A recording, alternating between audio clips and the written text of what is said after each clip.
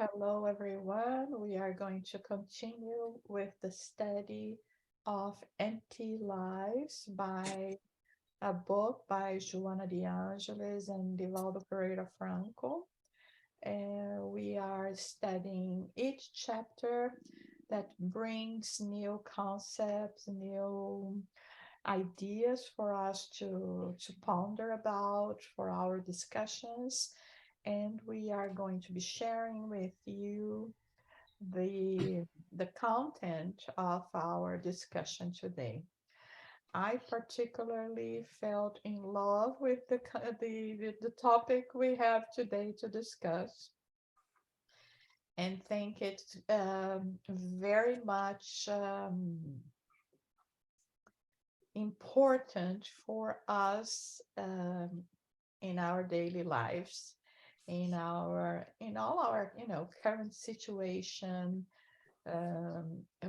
really reflecting about everything that we have, everything that is happening to us, and so the topic is chapter 9, is called appreciation.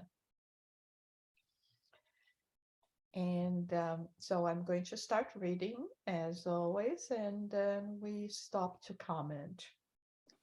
God has endowed you with unimaginable treasures that seem very natural to you in your daily life, but whose profound meanings you have not yet allowed yourself to appreciate.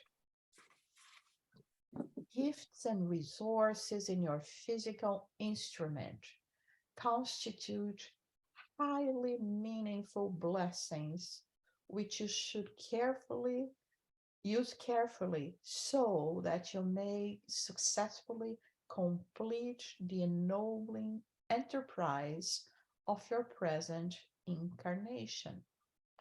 Small unpleasant existential occurrences often disorient you and cause you to easily surrender to unjustifiable worries and disorders.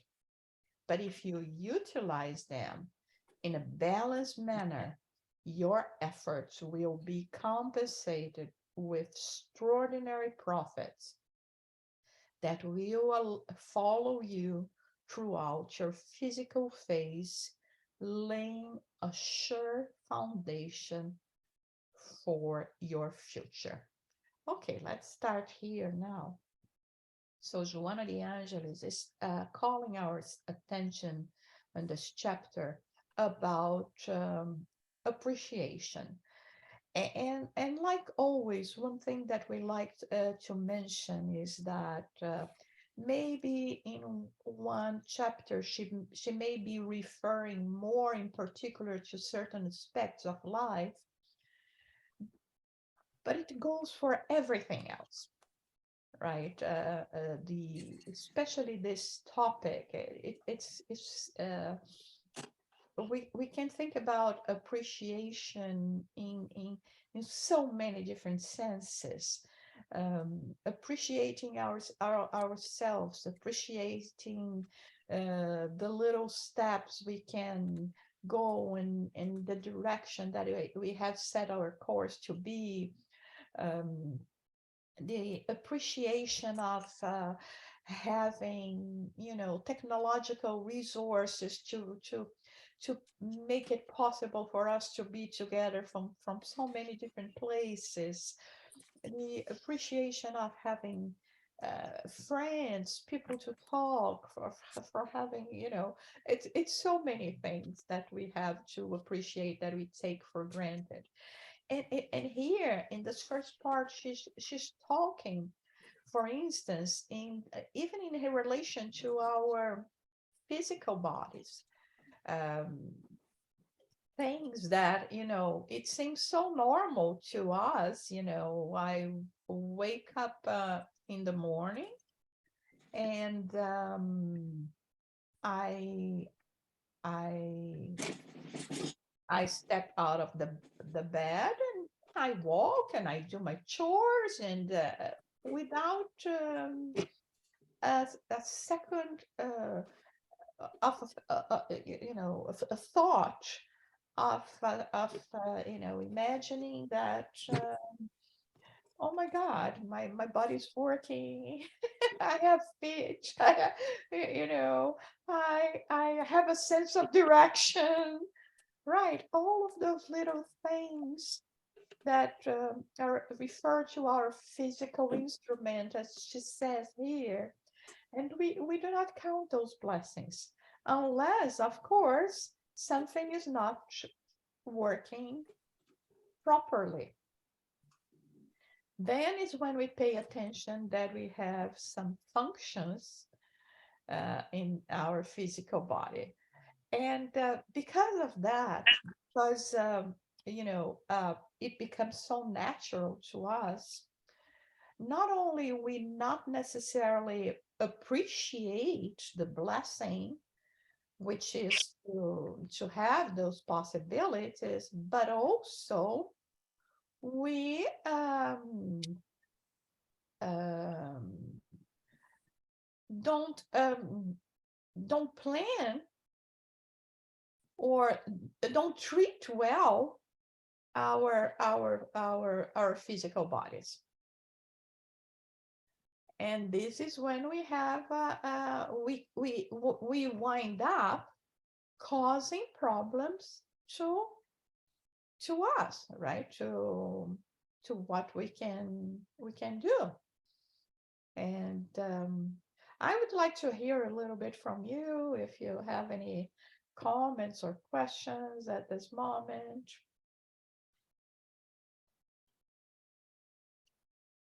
Yes, I would like to say something.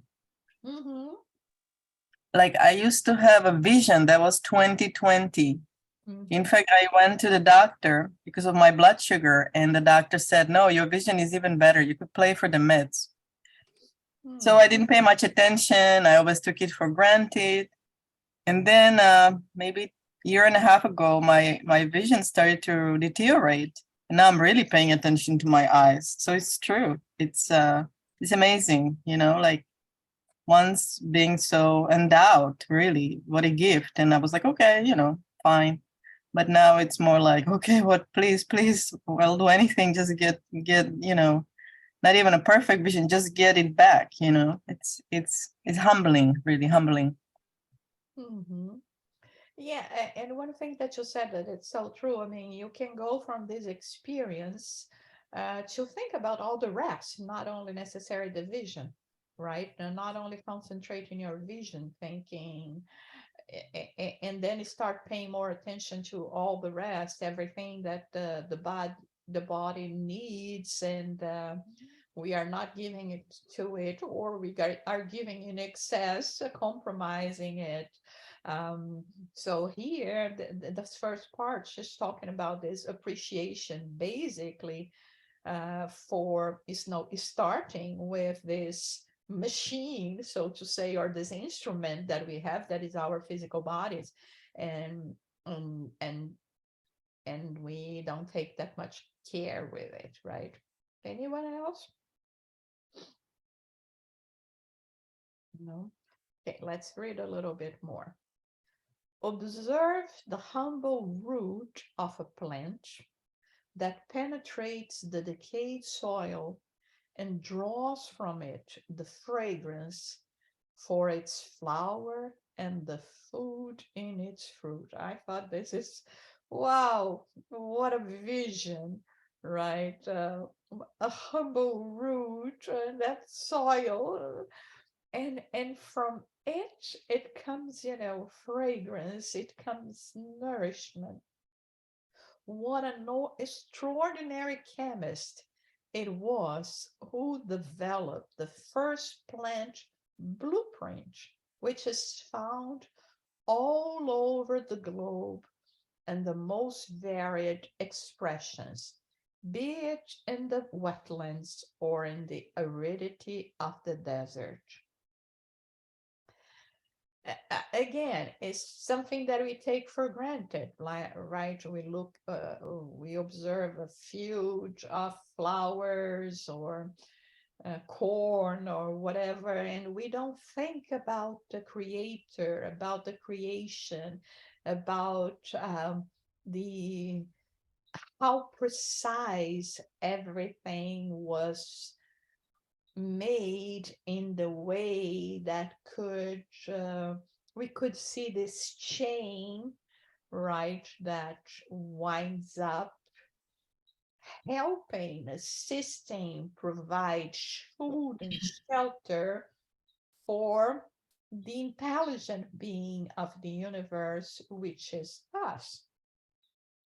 Any comment or question? Yes. About a week ago, we had a 2-day freeze here, and it everything looked very, very dead, very dead. But I trimmed back the dead stuff, and after a few days, I began to notice that it was putting on new growth. And I thought, how extraordinarily strong plant life is, and how it can survive much more than we think is possible. And it really impressed me a lot. Yes, I mean, the resilience, right? I mean, you're talking about that, and I was thinking that I came this week to my son's house, and there is a little plant there that was completely lacking water, you know. And I said, "Oh my God!" And he said, "Oh, Mom, I'm not good with plants." And I went to the plant and I put some water, and then, you know, like you said, you could see life again, and like you said, the resilience and the uh, you know, how it clings with so little. And this is a great lesson for us, Marilyn. I think it's so beautiful that you brought this up, because we, not being in that condition, so to say, you know, making an analogy, we try to give, we think about giving up, right?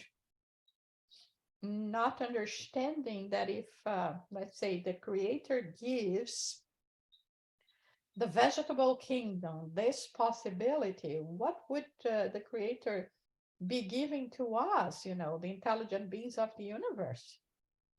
We have much more possibility of regeneration, right? Okay. Examine the miracle of your delicate digestive system, for example, and you cannot deny of the one who made it in order to maintain harmony among billions of individuals, the cells, all operating together on behalf of nutritional substances. So, oh, wow, what a vision again, right? Just thinking about a small part of our physical body that is a world per se, and a world that, if not taken care properly, will strive to survive, will wind up, you know, promoting illnesses, but because we are the ones that commanding it are not paying attention to its needs and the needs of our physical instrument. Ponder the extraordinary function of thought, which is picked up by the neurons and transformed into the exuberance of art and science, the charms and wonders of the universe. Again, how our ability of thinking can, you know, promote this creativity, right, that can manifest in the form of, like it says here, art, to please our sentiments, and science to make our lives, more comfortable, better, and all those things that we have that, again, we do not necessarily appreciate because it's there, right? Any comments or question? I think we can relate just to experiences we lived and still live during the pandemic, right? How many things we had or had the possibility of doing that during that critical phase we could no longer do, right? And I think this is one of the things that we have to think about it. For instance, we couldn't go out, or we shouldn't go out without a mask. Consider the cardiac pump beating without ceasing, thanks to an initiating electric spark in order for the bloodstream to serve the purpose that maintains physical life. Everything you can examine produces admiration and amazement, challenging your intelligence to understand the miracle of life. When harmony or disharmony arises from your mental conduct and which is imprinted on the etheric body, the perispirit triggers energetic, electromagnetic, and vital mechanisms such that countless organs begins to pulsate. Not one incident, not one occurrence takes place by chance or due to the automatism of nature. Those who label the phenomena of life as such are merely changing the label of the supreme and casual cause of intelligence of the cosmos. Wow. Any comments from you?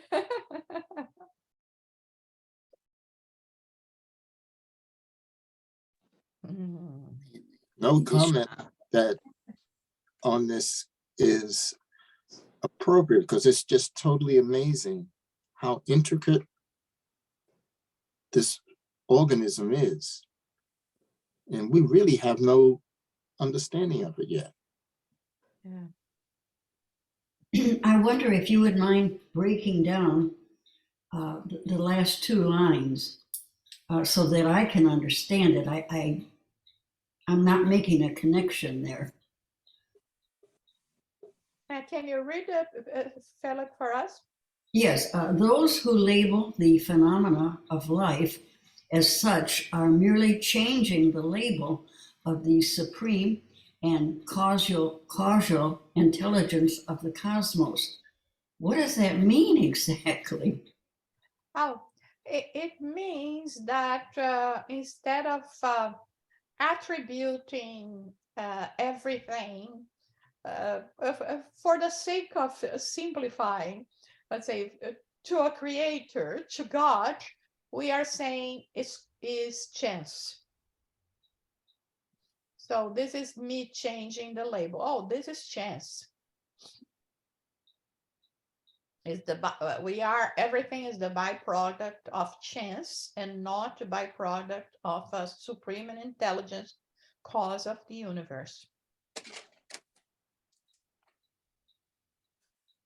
And this is when normally it begins kind of complicated. I remember once many years ago, I was reading an article in a magazine that a group of scientists were saying, we're talking about the precision of the universe. And so, but they were, of course, taking as main point planet Earth, and talking about, the distance and the rotation that planet Earth had in relation to certain, bodies, celestial bodies, like the moon, for instance.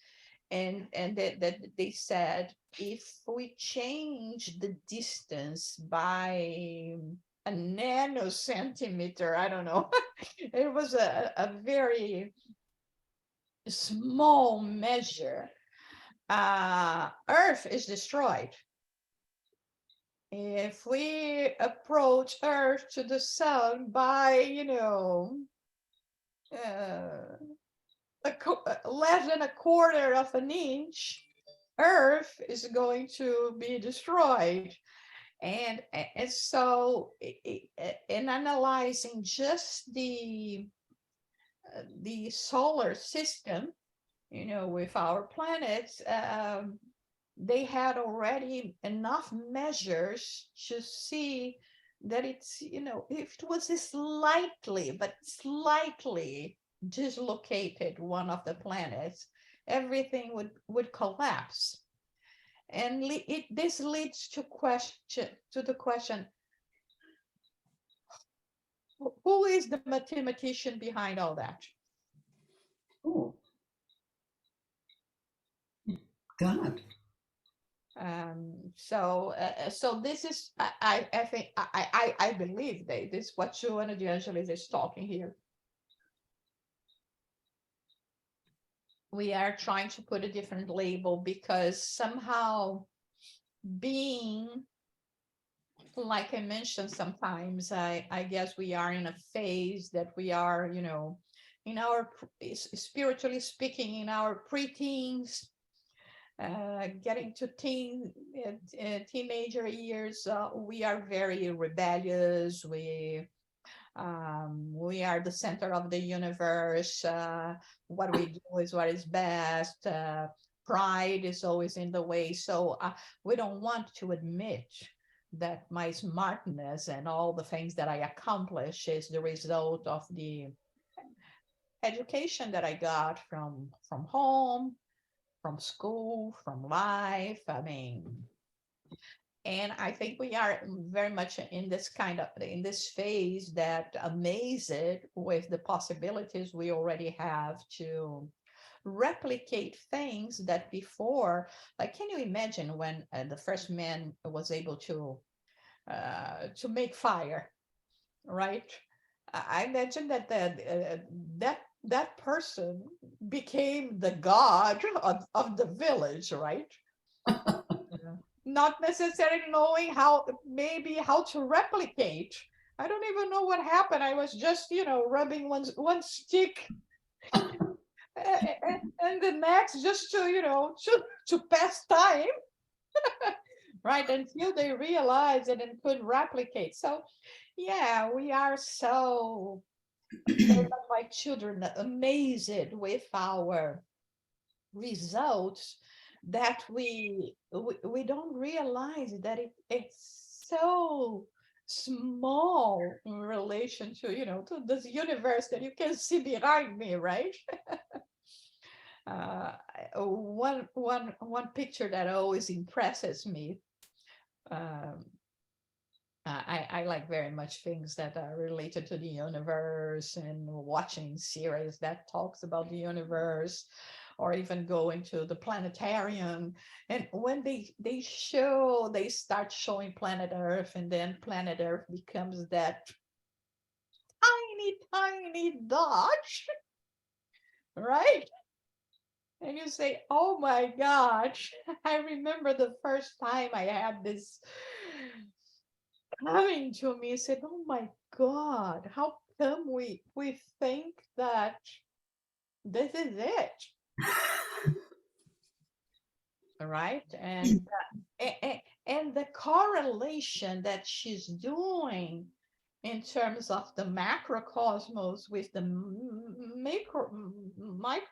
microcosmos is exactly that. In our physiology, our physical body, talking here about the cardiac system, the pump that, initiates electric spark that goes to the bloodstream, that cleans the blood, that maintains life. And yeah, everything is happening. And okay, we don't pay that much attention. Sometimes I think about, mostly about people, in terms of, you, if you can help me, at least please don't make it worse, right? If you don't make it worse, it's good enough, right? So I think our body is saying that to us. You cannot help me, please don't make it worse.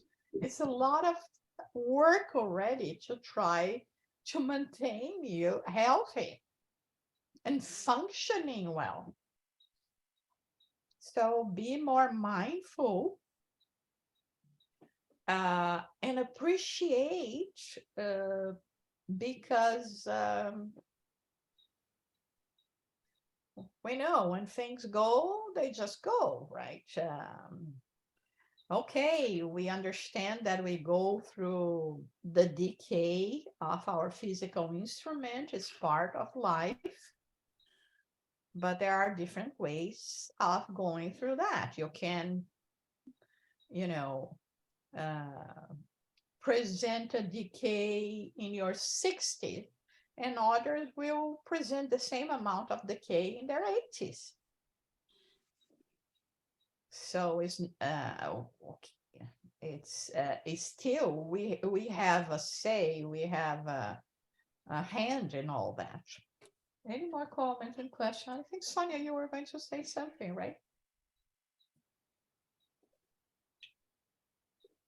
After reason, the perfection of our body and all the system working together in benefit for ourselves, then in this paragraph, she mentioned about when harmony or disharmony arise from your mental conduct.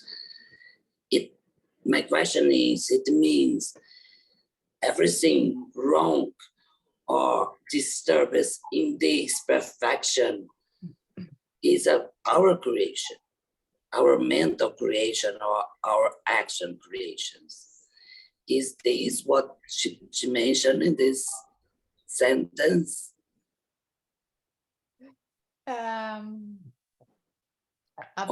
My mistake. About I mean, there are two different things here, okay? As a spirits, everything that results in our lives is the byproduct of our spirit, okay? In terms of the physical things, the successes or in success, or it's in successes or happy and happiness, everything is the result of the mind of the being, the spiritual being, okay? And the thing is, the mind of the spiritual being is so let's say powerful and intrinsic, and we can and have the ability of going to one side or the other, like when she talks about here about the extraordinary function of thought. I can, and then she talks about art and science. I can produce, the water lilies of Monet, right? Something that pleases the eyes, or I can produce still art that is going to be appreciated by some, but art that can somehow repels you because of the negative content it has. I mean, the artist is fantastic. I think is Gustav Klimt that painted the screen, right? But it's as beautiful as it is in terms of the technical idea, etc. It's different when you look at an art that it's that face, that shows despair versus the ballerinas, right? Or the water lilies of Monet, like I said, or the sunflower of Van Gogh, etc. And the same thing in terms of science, a machine that can navigate your body and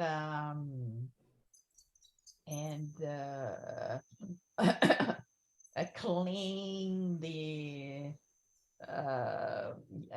your physical body and permit the close examinations, all of that, versus an atomic bomb, right? So everything comes from the mind, comes from where we place ourselves, or machine guns, right?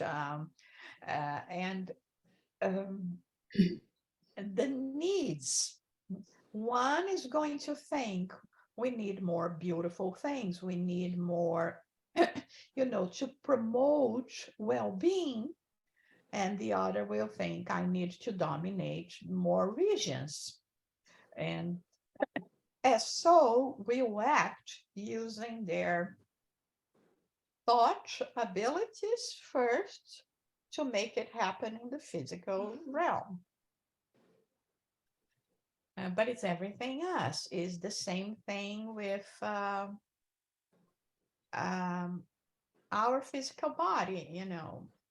Some people we know they receive a clinical diagnosis, let's say for diabetes, and they say, I don't care, I'm still going to be eating the things that I like to eat. I'm going to die anyway, so it's better if I die in pleasure than just refraining from satisfying my needs, but not knowing how damaging this is going to be. And they are choosing for themselves a very, very painful road because it's going to backfire. So yes, it's everything is the mind, for started, even when we participate in the formation of our physical body, right? Like I always say,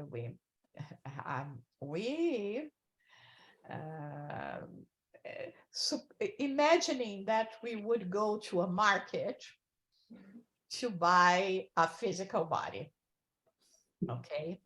And here we are not talking about like the same thing that when we buy a car, okay? We are not talking about statics.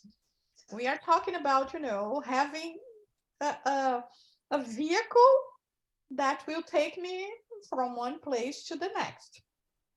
But I can have a new vehicle, so to say, with a more potent motor and or I just have credit, so to say, because it's not about money, okay? It's about actions, it's about your spirit.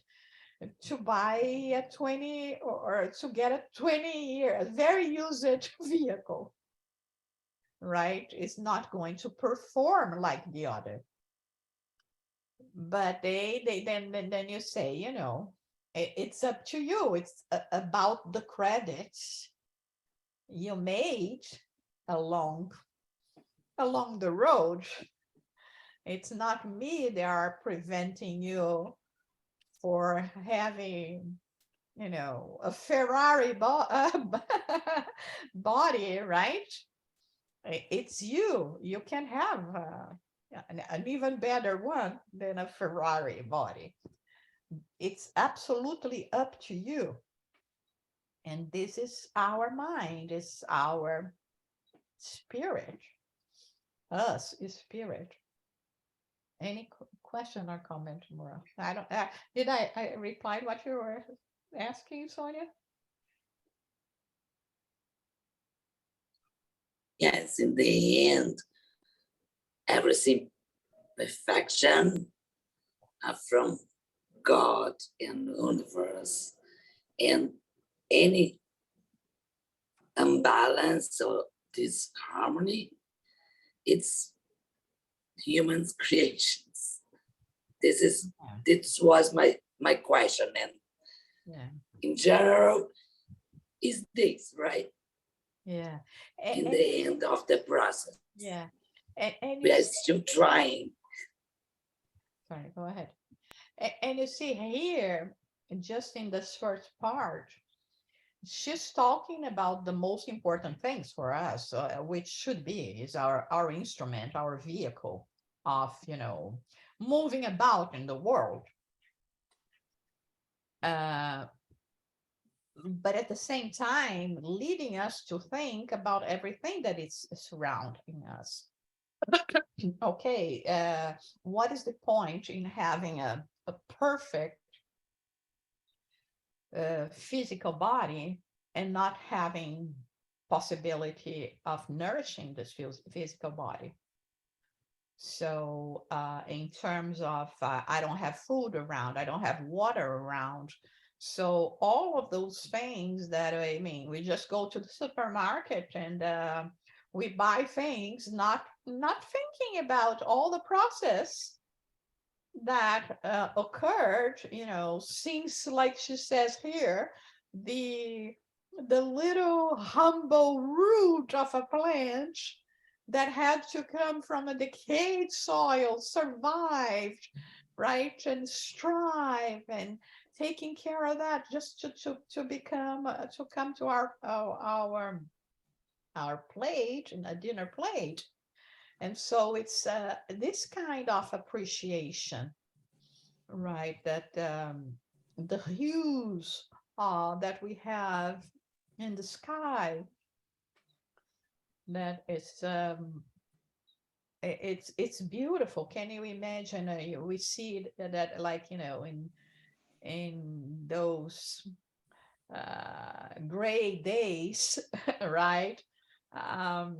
How we miss the sunlight, the colors. It seems that it doesn't show life per se, right? So everything in this part is what this kind of appreciation means. There is still a page and a half for us to go through that, and going through the same, of course, the same subject. And that I would like to go on next week and not rushing into this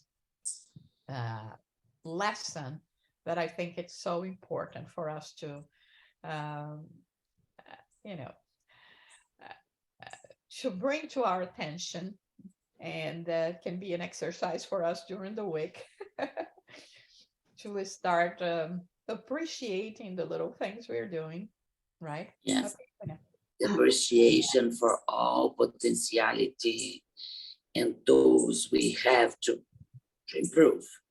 Mm-hmm. And to use well our body for balance our health and everything,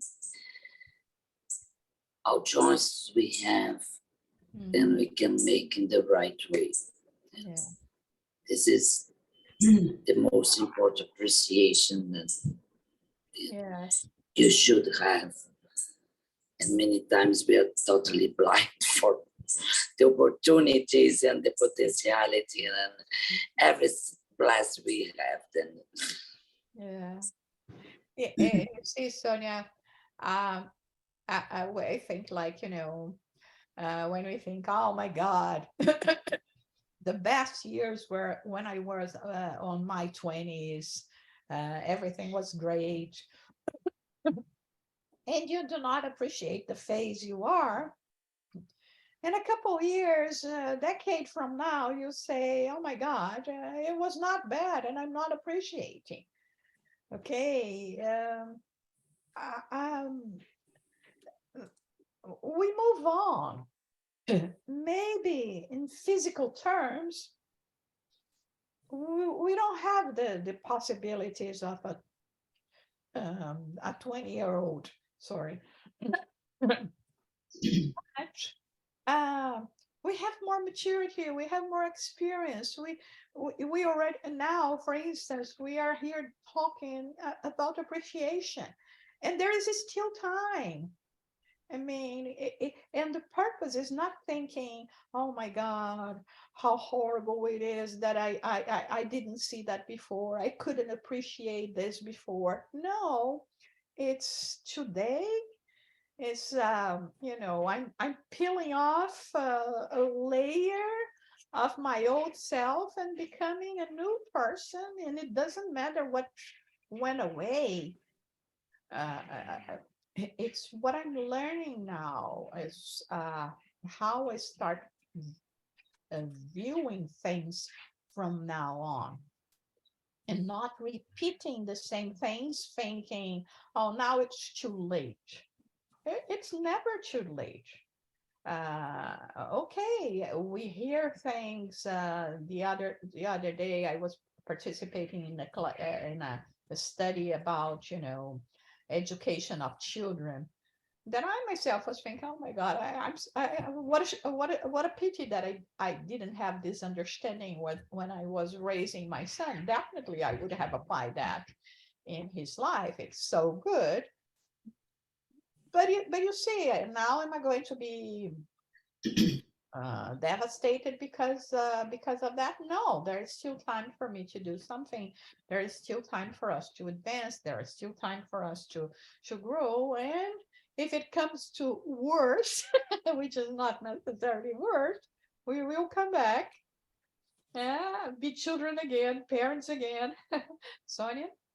Yes, the day my mom didn't feeling well, and then my sister and I went for the hospital with her to try to solve her problem. In the end of the day, we are exhausted, and my mom's well in home. And while we were going to have a dinner together, my sister and I mentioned to her, it's an opportunity for us, the possibility to help our mother, to while she's here with us. And then was so special for us to be here, just in the same city, because I live abroad and never be around here. And then in the end of the day, I said, thank you, God, for this possibility, to opportunity for me to live this kind of situation, to be together and to help her when she needs.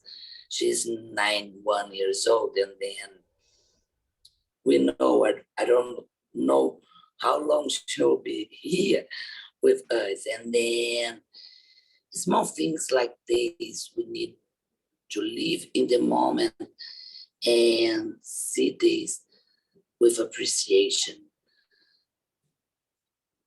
The situation was not good overall, but in the end of the process was opportunity for me, special opportunity for me to help her and to be with my mom. And I'd like to share with us, with you. And coming from someone like my mom died when she was 63 years old, it leads us to think,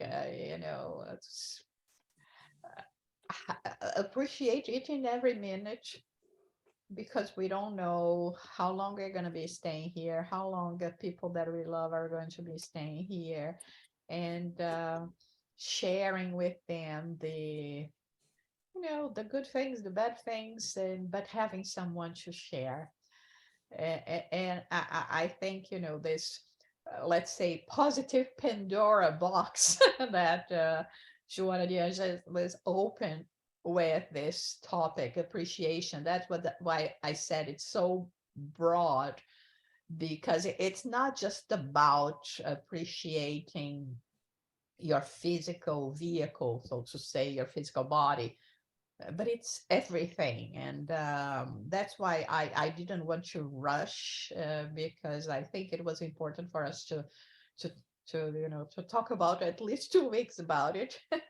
And there is, of course, other perspectives that in the continuation of this chapter that she will bring to us. But the main thing is that exercising this appreciation with everything. And I think when we are capable of doing that, life will become more colorful. Right. Uh-huh. I Yeah. was thinking about your comment about a person with diabetes who says, well, I like all that stuff that isn't good for me, so I'm just going to go right on eating it.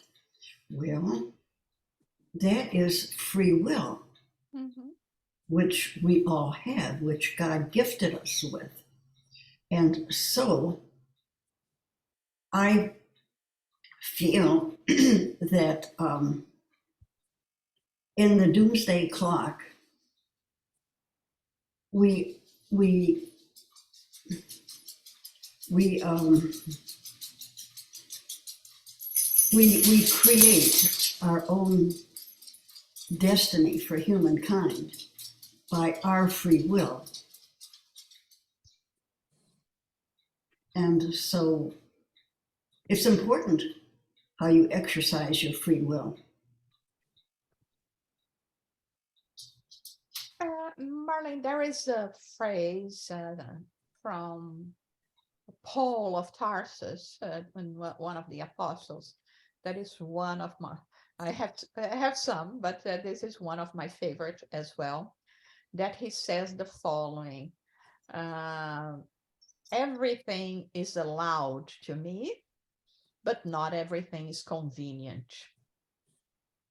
So when we talk about, it's something like that. I don't know the exact word, but it's this is the meaning. So when we talk about free will, it is sometimes what I call, what I myself say is a blessing and a curse, right?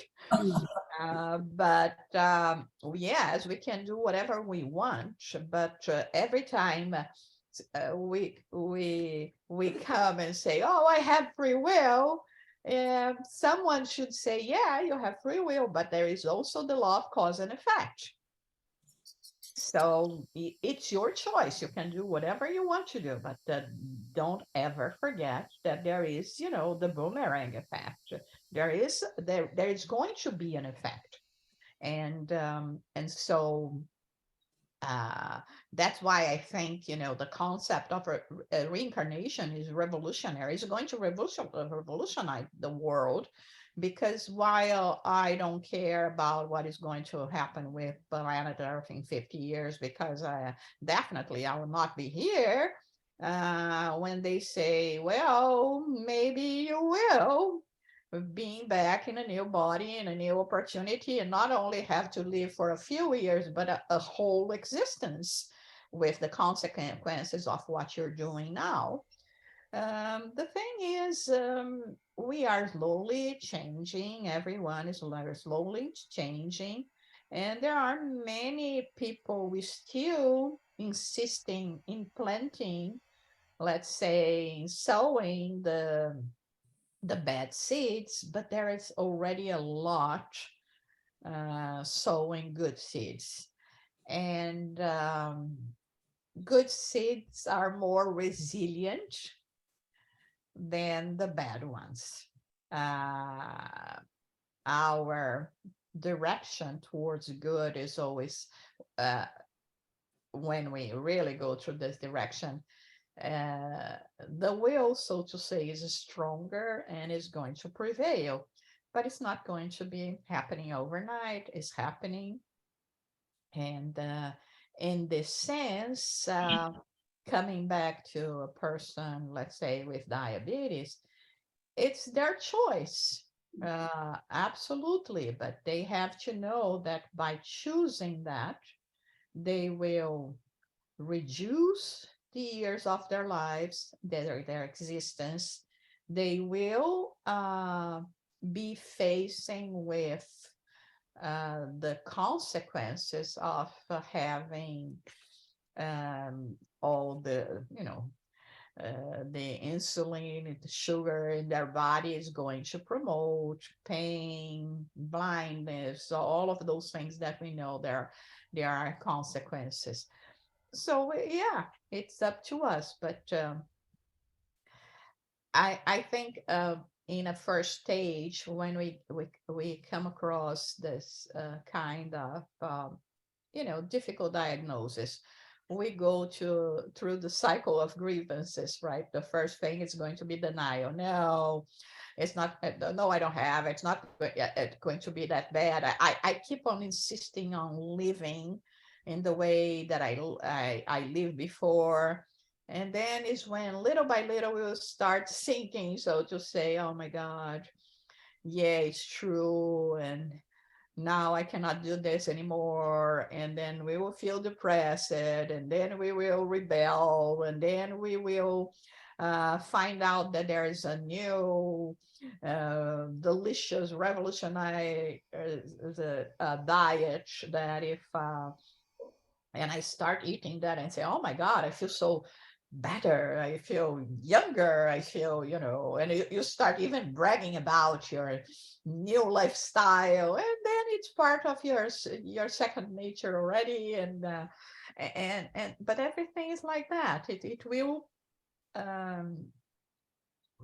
come with our effort, and that's it. Maybe we will not go through all of that in just one incarnation, right? In this cycle, I will be just in the rebelliousness phase and anger. But then, like I said, it's not necessarily my body that is ill, it's my spirit. Next incarnation, I will come with a deficiency in the same area. We'll have to go through all of that again. And maybe this time I will complete the cycle and move on. But it's I think in any case we have to appreciate we are always receiving chances to better ourselves and to appreciate life and opportunities and everyone that is in our lives, and make our lives better and more colorful and enlightening. Okay. Yes. Okay.